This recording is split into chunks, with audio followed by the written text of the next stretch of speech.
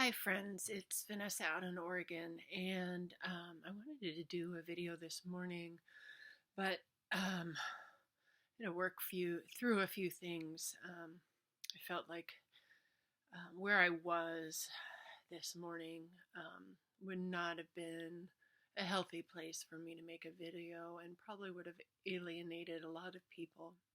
I needed to center myself and talk to some trusted friends and hear from people that I care and love about. Um, the reason that I want to talk today is, I'm seeing a lot of posts, sincere, heart wrenching messages um, from my Black friends and family. And what I'm not seeing as much of are messages, posts, videos from my white friends. I was driving, I went to pick up my son from summer school, and he's my amazing child who has autism. And, that's something that mainstream media wants us to be scared about. But what I get from him on a daily basis is such a pure heart. It's, if he takes the time to think about saying something, um, it means something. And as we were driving home, I burst into tears, and he immediately, Mommy, Mommy, Mommy, Mommy, Mommy, don't cry, don't cry. Why are you crying? Why are you crying? And I could barely make the words out, and I just said, the news, honey, the news has made me cry today. And he said, Mommy, please don't watch the news. Please don't watch the news. It makes you cry. And I told him, I said, Geronimo, we have to watch the news. We have to know what's happening. And the next thing he said to me was, he just said, Louisiana?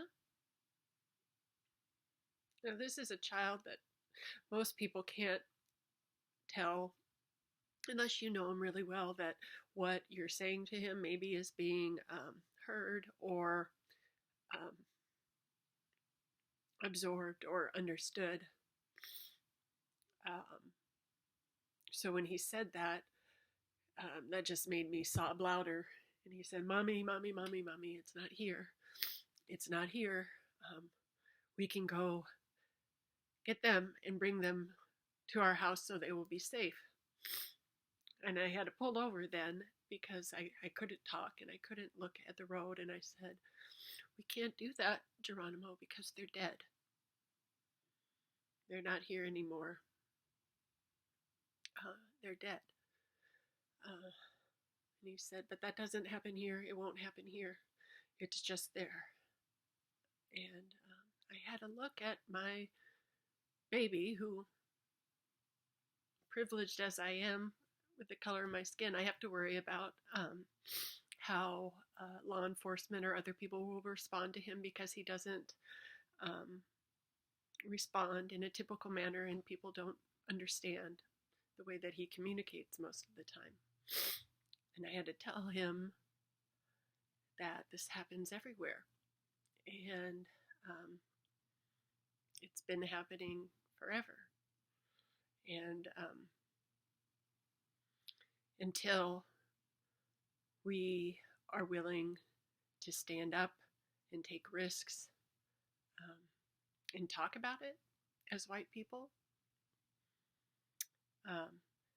to stand up in solidarity and hold space and be a witness when our Black brothers and sisters are telling us what the reality for them and their families are, that we don't turn around and tell them they're wrong, tell them another side of the story, We don't get to do that when our Black brothers and sisters are telling us that they are scared for their children every day when they walk out of the door.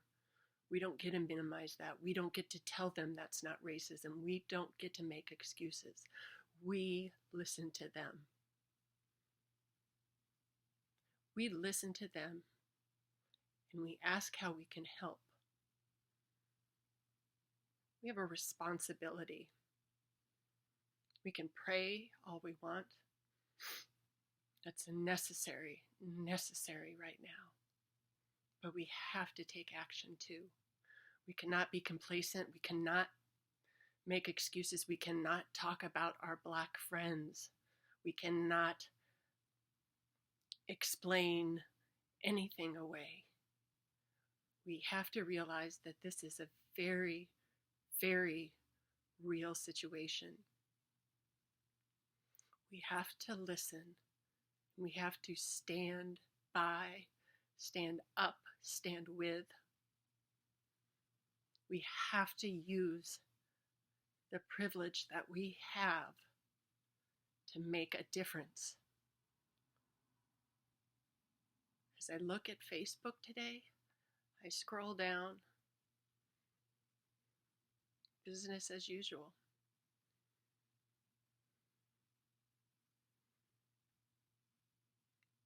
My mind is blown.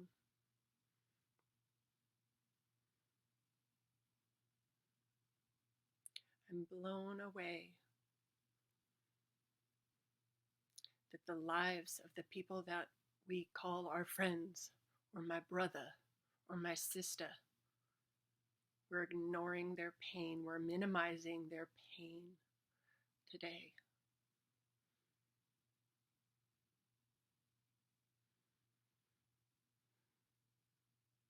We have to do something. We have to speak up.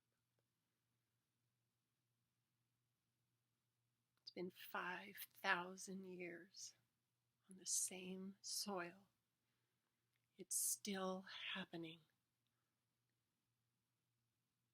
We can say it's a gun thing. We can say we can make all kinds of generalizations about what it is. But the fact of the matter is, most of us, the majority of the population, don't have to worry that when we drive down the street and get pulled over, that we might get killed. We don't get followed around when we're shopping because of the color of our skin. Heck, we can buy a Band-Aid that is the color of our skin if we want to break it down that much. We can read our kids fairy tales knowing that white is equated with good and black and dark is equated with bad. It's a systemic cancer. The problem goes so deep. We need the policymakers. We need people with privilege, people with connections, people that have a voice and a platform to use it. Use it now. Yeah, I'm going to pray for peace. I'm going to be praying for peace in my own heart, that I'm given the words to be able to communicate these feelings to my other peers with white privilege in a way that they will be able to hear it and absorb it.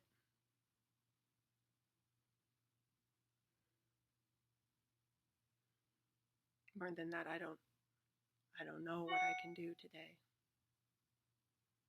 except to say that I'm standing in solidarity with you, and I won't let this get swept under the rug. And it's not going to be business as usual for me today. Not for a long time.